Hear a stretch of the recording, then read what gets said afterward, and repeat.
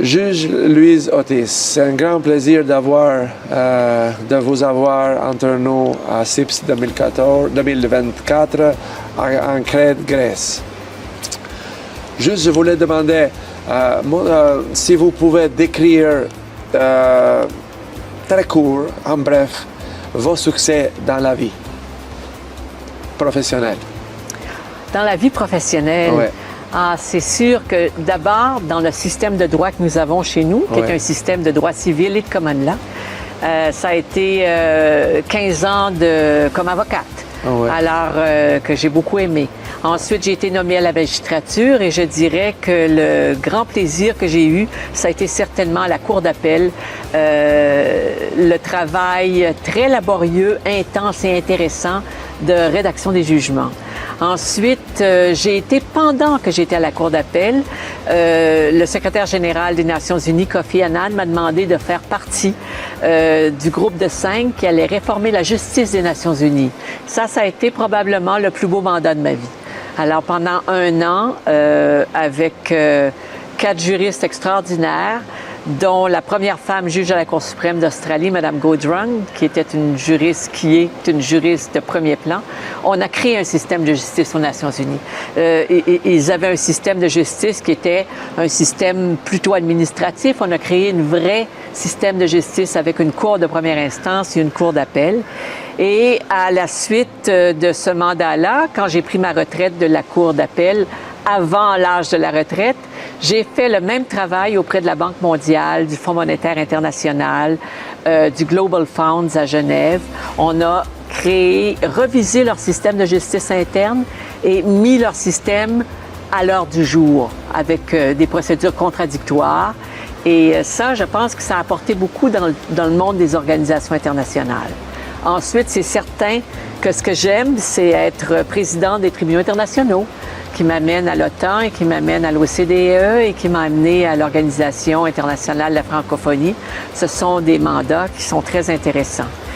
La plus grande, si on avait à parler du mot réussite, c'est un mot que tu n'utilises jamais là. Moi, ça a été créer la médiation judiciaire au Québec. Alors, la création de la médiation judiciaire, c'est-à-dire judge-led mediation, les juges qui font de la médiation en plus d'être adjudicateurs, ça a été certainement mon apport le plus important parce que maintenant, c'est dans plusieurs pays du monde et c'est même au niveau des cours d'appel. Donc ça, si c'est la contribution que j'ai pu laisser, ben ça va. C'est parfait pour moi. Ben, c'est une grande réussite.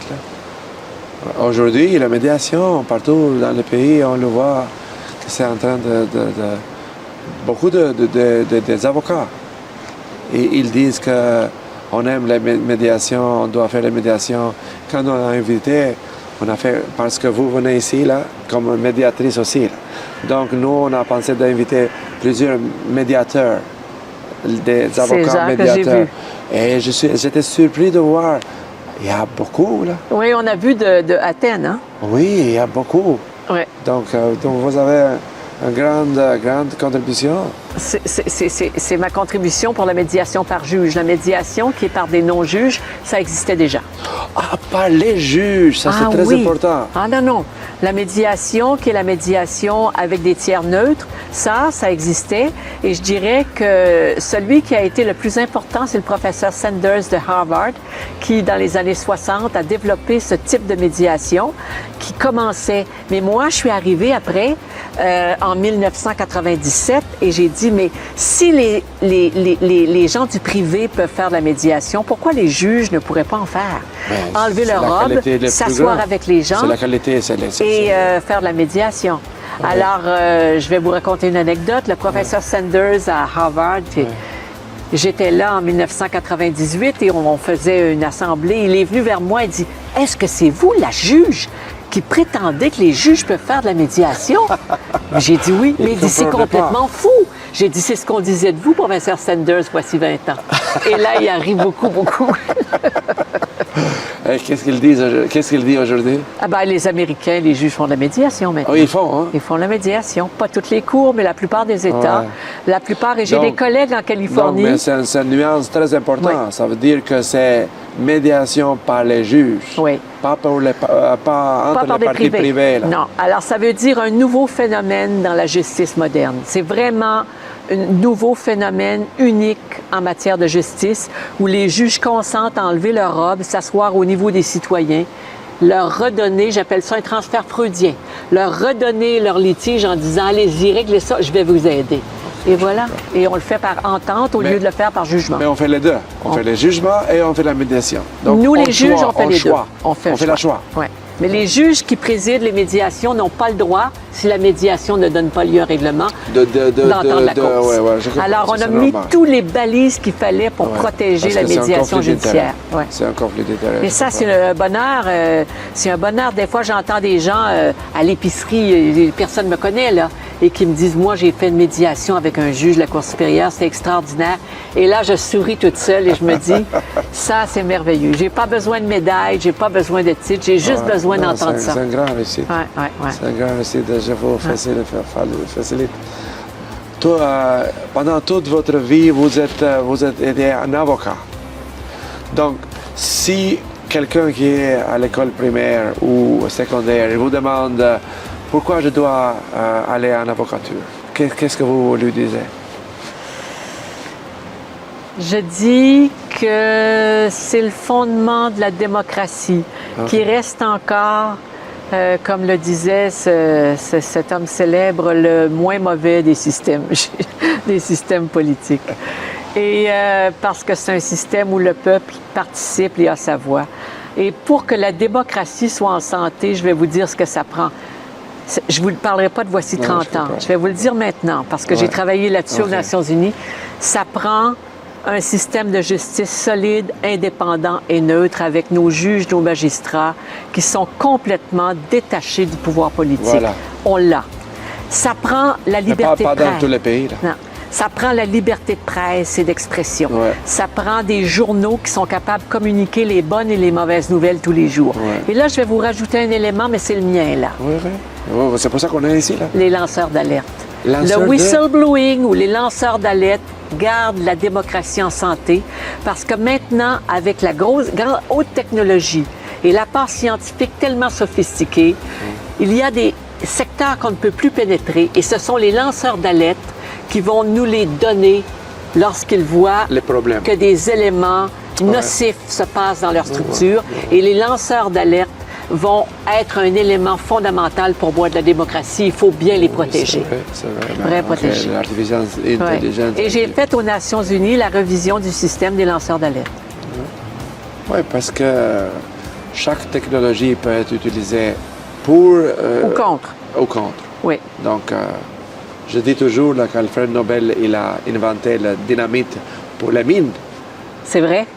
Oui, mais il était utilisé pour la guerre. Oui, donc ça a servi pour la guerre. Donc, parce qu'on n'avait pas de loi, un framework, un contour légal pour l'empêcher. Oui, c'est sûr, de la même manière que le nucléaire a ses vertus, mais ses horreurs. C'est ça. Voilà. Donc, alors voilà pourquoi la régulation, voilà pourquoi il faut vraiment... Je dis ça quand je justifie pourquoi les avocats sont ici. Là.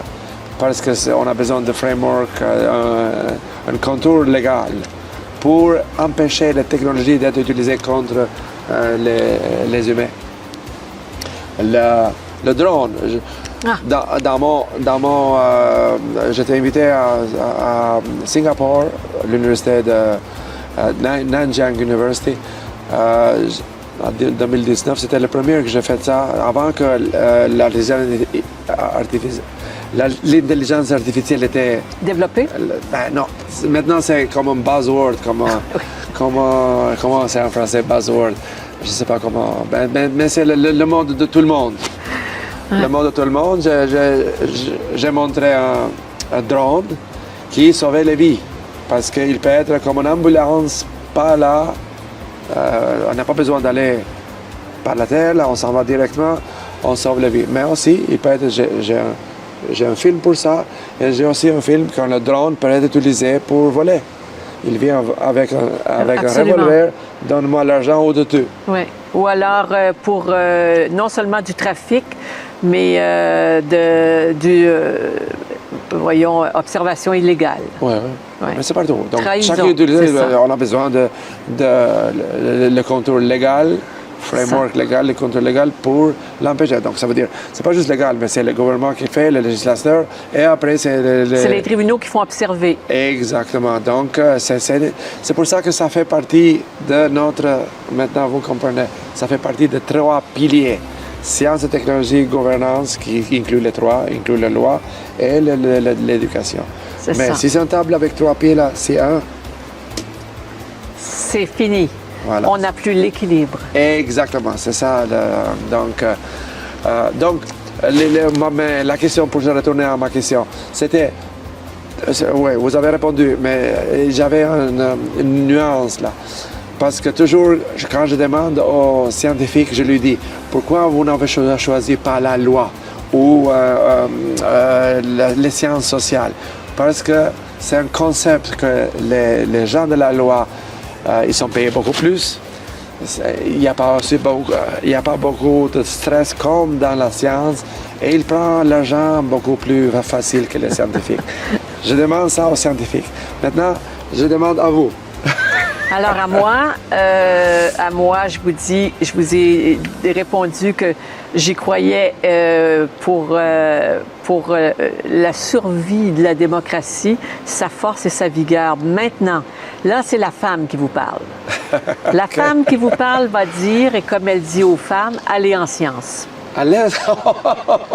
Ça, c'est intéressant. La femme qui vous parle vous dit, quelque chose. Hein? Quand je me promène, et j'ai enseigné à l'université pendant 12 ans, et que je me promène dans les facultés, que ce soit en physique, en chimie, que ce soit au niveau des mathématiques et Mais tout. c'est pour ça que vous avez aimé ici, là? Oui, voilà, non. Alors là, je vois que dans les classes, il y a les 2 tiers d'hommes, 1 tiers de femmes. Dans certaines classes, je vois qu'il y a 80 d'hommes, 20 de femmes, et moi, je veux la parité et l'égalité. Oui. Alors que dans nos sciences sociales, en histoire, en philosophie ou en droit, on a beaucoup plus de femmes et je suis très heureuse. C'est une avancée qu'on devait faire dans les 40 dernières années. Mais maintenant, je dis aux femmes, les femmes, il faut que vous alliez en sciences parce que dans ces conseils d'administration, je veux vous voir là.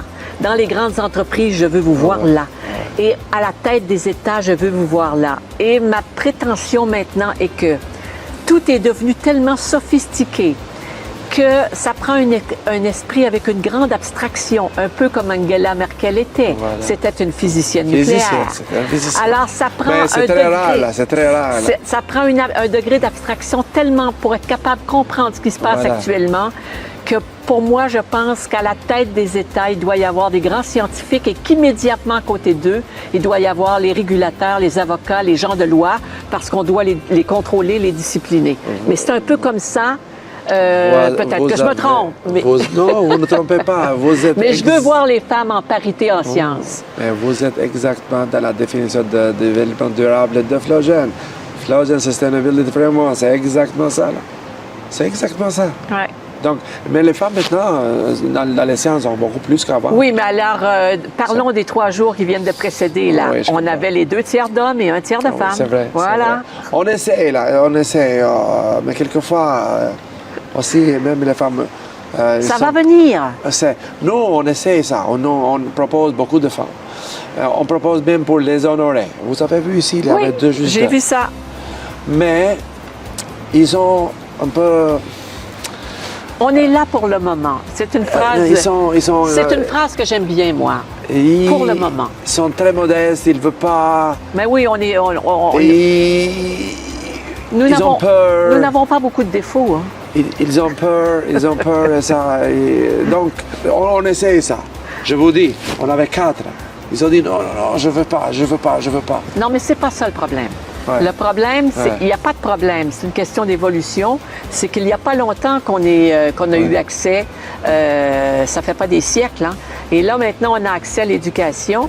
Et je crois que là où on aura une société égalitaire, c'est pour le bien-être universel. Voilà. Et il faut que nos femmes soient aussi solides en chimie, en physique, en sciences qu'elles ne le sont en philosophie, en histoire et partout. On doit être paritaire. Je comprends. Mais le problème est, l'impression est que les avocats sont beaucoup plus payés que les chercheurs. Ah, ça, je ne sais pas, je vous laisse ça. Je ne sais pas combien vous êtes payés. Non, mais c'est une connaissance globale, là, voilà. Mais à côté de la vie, un juge, la vie, vous avez des hobbies? Course à pied. Hein? Course à pied, je viens de voir, là. Ah, course à pied. Ben oui, vous m'avez vu courir hier. Course à pied. Alors, un de mes étudiants me rencontre, je cours 500-600 km par année. Ouais. C'est pas beaucoup pour vous, mais pour moi, c'est beaucoup. Et il me rencontre et j'étais à l'université voici quelques années. Il me dit, juge, vous faites toujours du jogging? J'ai dit, non, mon ami. À 70 ans, ça s'appelle de la course à pied. Et voilà. Voilà, ben, à part de ça... À part ça, Là, vous entrez dans des secteurs qui ne vous appartiennent pas. Non, c'est juste... Non, mais c'est ça qu'on fait avec les scientifiques. L'entrevue comme ça avec les scientifiques. Vous les faites aller que loin. sont des humains, là, comme les autres. C'est ça. Sont pas, ben, mais moi, ceux avec lesquels j'ai parlé depuis 3 jours, ils me disent qu'ils travaillent 18 heures par jour. J'ai parlé avec ça, ils me disaient, oui, mais et là, je suis là-dessus. Tu sais, et je suis là-dessus, et là, je vais retourner là-dessus, et je travaille jour et nuit là-dessus. C'est vrai. Et le week-end, ben, je suis là-dessus tant que je ne trouverai pas la réponse. Ouais. Alors, il y a une espèce de, tiens, on va partager un mot commun que nous, on a avec les scientifiques, passion. Oui. Ça, c'est vrai. Oui, c'est très intéressant, là. Donc, dans la famille, vous êtes tous avocats, là, ou non. Les enfants, ou comment? Est-ce que c'est mieux d'être tous avocats, ou c'est mieux avec des professions différentes? Dans ma famille, je suis la seule avocate. Je suis la dernière de la famille après 6 garçons. Mon père était un défricheur. C'était ce qu'on appelait à l'époque un lumberjack ou un petit jobber dans les grandes forêts de la Côte-Nord. Et mes frères sont tous des gens de métier qui ont travaillé très fort. Ouais. Et j'ai eu la chance, moi, d'appartenir à une époque politique de la Révolution tranquille, où on pouvait aller à l'université et les frais étaient minimes. Alors, ça ne coûtait presque rien. On faisait des prêts étudiants qui étaient faciles à avoir et je suis la seule qui a eu accès à ça. Alors, je me suis fait instruire et je suis allée en droit. Mais avant ça, c'était très difficile pour nous. Mais j'ai un frère qui avait fait son cours classique aussi. Mais l'accès à l'éducation pour les... Donc, vous étiez 7 enfants. Pour les Canadiens français, l'accès à l'éducation, c'était loin d'être simple, c'était pas facile. Et les Canadiens français faisaient quand même gagner leur vie un peu plus modestement. Et donc, c'est ce qu'on a appelé la Révolution tranquille, l'arrivée de Gérin Lajoie, qui a ouvert le système d'éducation à tous et toutes et qui nous a permis de nous instruire pour rapidement. Donc, je suis le début de cette génération-là, du tout début des collèges professionnels.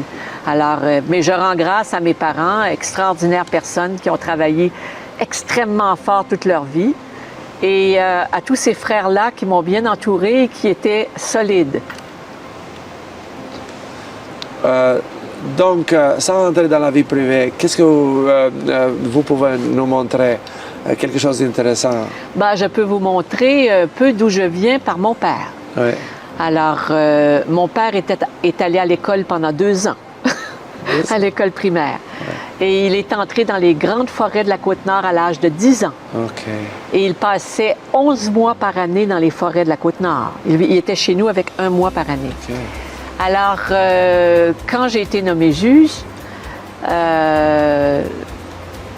j'ai raconté que mon père, qui était dans ces forêts dont on ne sort pas vivant si on ne les connaît pas très bien, exactement. Le 7e jour, qui est le dimanche, on ne travaillait pas suivant notre religion. Okay. Alors, et mon père, pour se relaxer, prenait son canot, s'en allait patrouiller les grandes rivières endiablées du Nord jusqu'au soir tombé. Et quand il revenait, il me disait, tu sais, la nuit, quand on revient dans les forêts, il y a des ours et des meutes de loups qui vous suivent. Il ne faut jamais s'en occuper. Ne te retourne pas. Tu dois t'occuper de ton pas, tu ne dois pas fléchir. Tant que tu ne fléchis pas, le loup ne t'attaque pas. Et quand je suis devenue juge, il venait de mourir et j'ai dit, mon père, cet homme-là, était plus à l'aise avec les ours et les loups qu'il l'était avec les êtres humains. Il m'a beaucoup appris.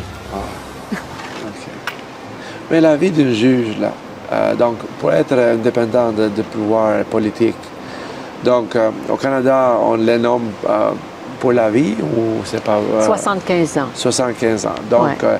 il ne peut pas être enlevé, même si le pouvoir politique il peut faire ça. Parce que ça arrive dans d'autres pays là, où le système juridique, c'est pas indépendant. Mais théoriquement, il est. Mais le système juridique canadien, judiciaire canadien, est un des systèmes les meilleurs au monde. Et c'est un système qui est très bien et le juge ne peut pas être retiré de ses fonctions à moins de commettre une faute professionnelle. Et en cela, nous avons des codes de déontologie judiciaire qui sont très bien appliqués. Et le pouvoir politique n'a absolument aucun moyen d'accès à la magistrature. Maintenant, vous ne pouvez pas empêcher un magistrat de penser ce qu'il veut, de venir du milieu où il veut ou d'avoir ses idées et ses principes. Mais je veux dire, au niveau institutionnel, les juges sont neutres et indépendants au Canada.